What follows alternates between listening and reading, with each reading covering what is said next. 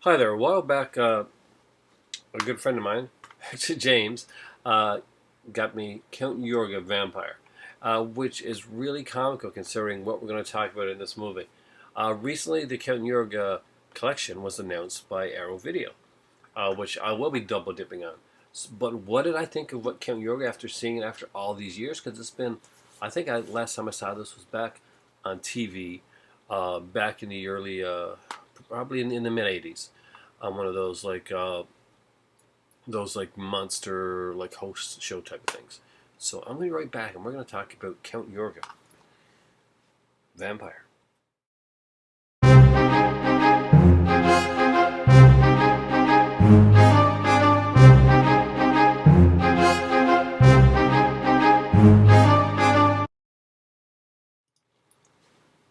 Hey there, so Count Yorga vampire. Before I get into this, I have to say, James got me the Twilight time edition of this, so I'm super proud of this one here. I'm a huge fan of what Twilight Time does, but because I live in Canada, it makes it extremely hard and extremely expensive for me to get any Twilight Times releases.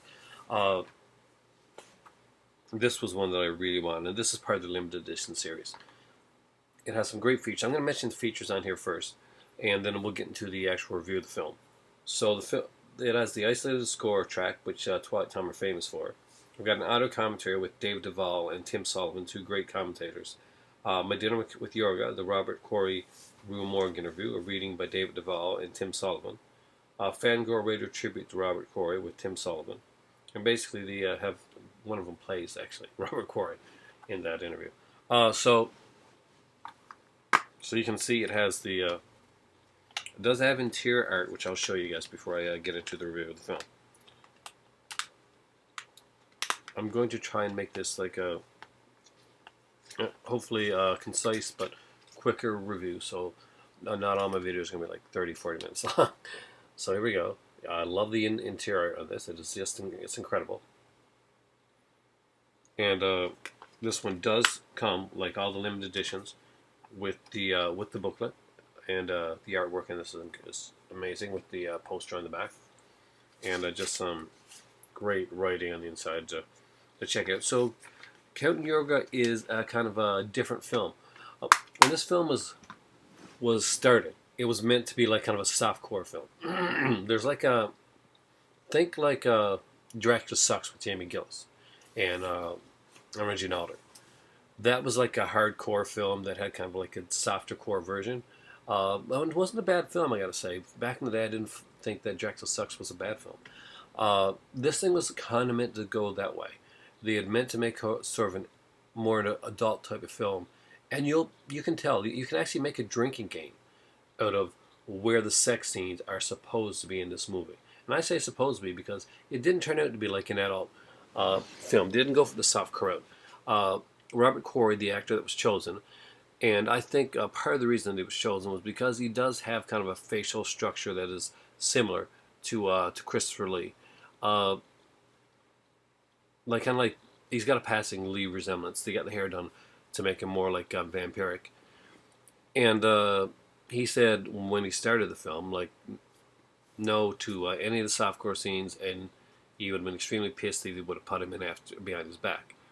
They respected his wishes. They didn't do it, and they decided to okay, let's make this film. So they did. So it's my better half considers this like a 4-act film.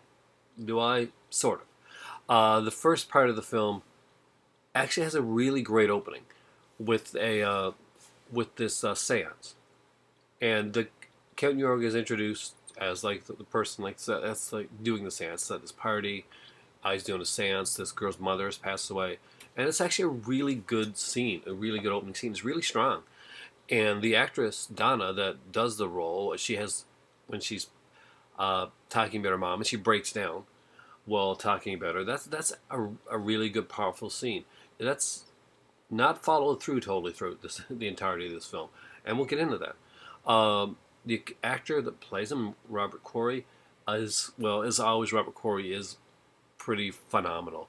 Robert Corey played the villain in the blaxploitation film Sugar Hill, one of my favorite blaxploitation films of all time, and he did a fantastic job in that. And has the villain himself as Count Yorga, he does come off as a fairly impressive character. However, some of the actors that are going around him can't match what Robert Corey is putting out there, and in some scenes it gets downright awkward, and we'll get into that. So we get the movie starts out that after the she passes out because of this the big seance, he covertly hypnotizes her, and then decides he's going to go home. What happens then basically is that he gets offered a ride home by two of the guests, and this is where the movie takes a little bit of a turn. So for the next little while of this film, basically he gets let off pretty fast, and we see like Bruta, who turns it was kind of like his Renfield, but think of him more like the hulking, massive guy, uh, more like the big dude in Fright Night if his face was like really badly like makeuply scarred and with those teeth that you find in one of those 25-cent bins uh, in most stores. Now we get to meet that character for a second, and we'll get more into this character later on. But they get stuck in the mud, and they decide to stay there. They don't go back to his place, and it goes on pretty long. It's a long sequence, and it's awkwardly done. You can tell that there were supposed to be adult sequences within here, and because there's not, it actually throws the pace of the film off. It's like you expect something to be there that's not really there. So it just kind of lingers on where there should have been like more of an adult scene, which actually would have honestly segued the film better into what happens later. We just kind of get people sitting around awkwardly, and at times it seems like for no apparent reason. They don't go back to his place. They stay there. We have several scenes of them just trying to start the car or sitting in the car or like making love. And but when the like making love sequences like tamed down a lot, you can tell they're totally listening to Robert Corey, and that we don't see any nudity in that part of it. Uh, Finally, after what seems like forever, and it is pretty much because it's 45 minutes of the film, really. Uh, the Robert Corey comes along in vampire makeup, which I got to say, his vampire makeup is really impressive in this film. I did like his vampire makeup. Did like the fangs that were done. He had like really sharp teeth and long instead of just two protruding fangs. Now that I thought was impressive. He pulls them out of the car, and then he goes on to attack the girl. So we kind of assumed that for about a minute or so that these people, okay, these were his first victims, that they're going to be dead. But then we see him walking the next day, and he's with his friend, and he's like, I don't remember what happened last night. I got pulled out of the van so fast, and my girlfriend just doesn't remember anything from the previous night, and so I guess then we meet his friend, and this is where we get a bit of a problem here, because Roger Perry plays James Hayes. Yeah, inside joke.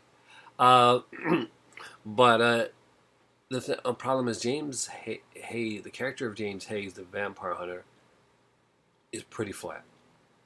To say, because and it's not just he's flat because, but he's flat because his logic just doesn't make any sense. Uh, Girls disappear. When one girl is found, she in a scene that my better half really didn't like. They walk in, and she's like, she's supposed to have like bitten into a kitten or something like that. But obvious, you can tell that the cat's just fine and resting in her hands, and there's like something placed on top of the cat, like I don't know if it's plastic or something like that to make it look like that, because it actually is a cat. So I guess they're trying to go for realism, but animals are animals. Uh, all that being said, I thought that was a pretty well done sequence. She was not a fan, but it does get that point across. And as the movie progresses through, he's pretty much you're pretty much thinking that these girls are being killed, and everybody's being killed. But the thing is that he's making his brides. So he's Count Yorga, quite the player. He likes the ladies, and these are attractive ladies. My better half actually I forgot, but there was a girl with like kind of porn room glasses type of thing at the beginning of the film. and she's only at the beginning of the film. Her and her like nerdy boyfriend just only stay at the beginning of the film, and the reason for that, uh, honestly, because they weren't as attractive as the members of the cast that stayed in there. Uh, the we got to get to this. So they're looking for the girl who disappeared, the girl with the cat, right? She because Kent Yorga comes in and he does this hypnotizing thing. And she disappears out the window, and they go looking for her. So their idea is that okay, let's go to Kent Yorga's place because I think because their friend is a blood specialist. I think our best bet is to go to a vampire's place in the middle of the night. Keep him up talking to you all night because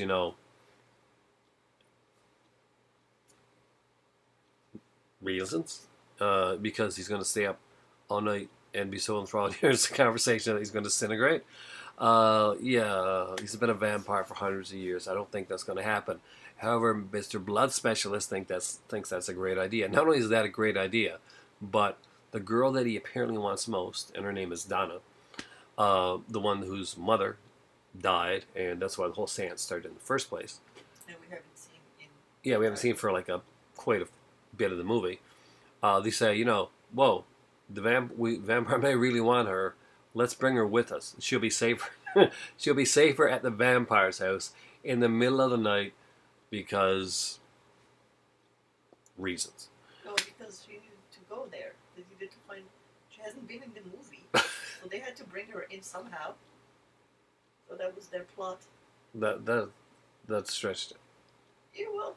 So we get this long, about the whole movie. awkward sequence where the guy is talking to him, and the vampire guy, and you don't even have to be a vampire to get pissed if you're this person.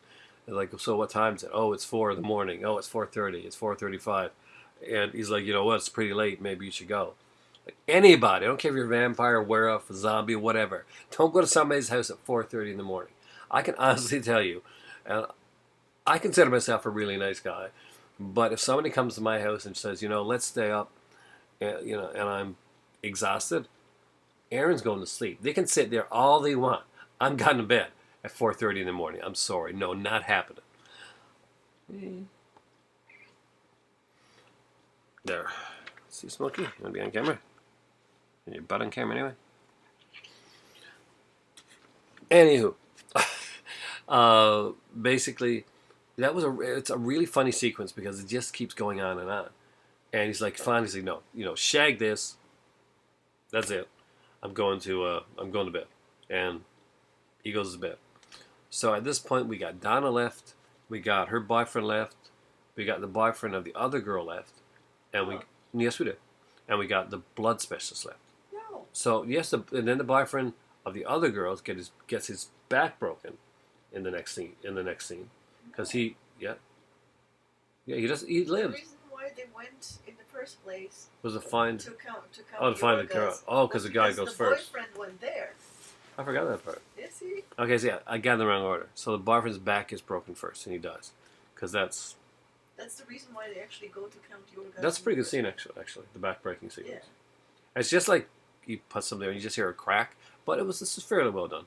Now this, I find that after this long sequence, the movie does pick up quite a bit, and I have to say, although I didn't like the score pretty much for the film, I thought the score wasn't the best.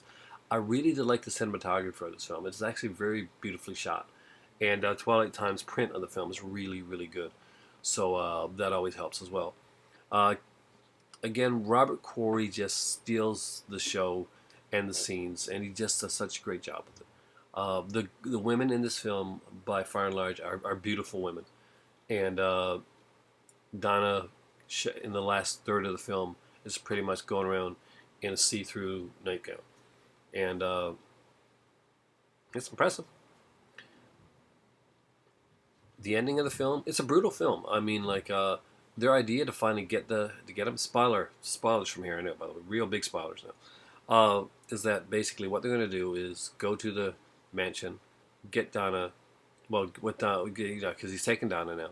So Act 4. Act 4, yeah. They go to the mansion to get Donna back, and what they do is they break a chair and a broom, and that's their stakes, I guess. Arsenal. And well, it's a vampire movie, so that's would be the arsenal. And they make like a makeshift like a cross.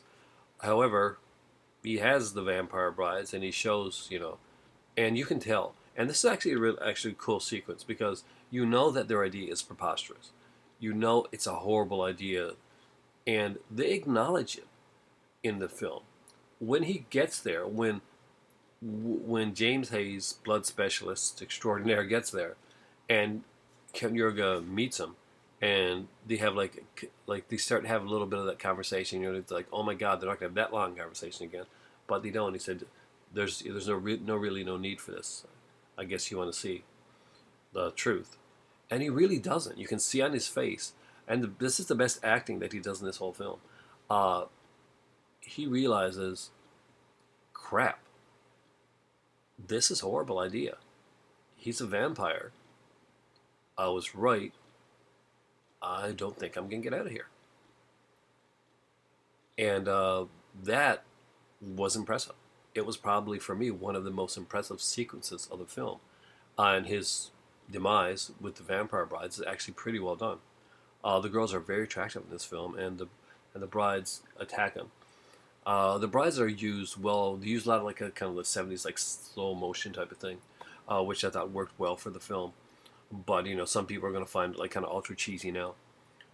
The film, I won't give away the ending of the film. I'm not going to do that. Both Count Yorga and Return to Count Yorga have a similar style ending, uh, but the sequel is more kind of like quicker because they didn't have to work with the fact that they already had a script that had certain things that they just had to lift out of it.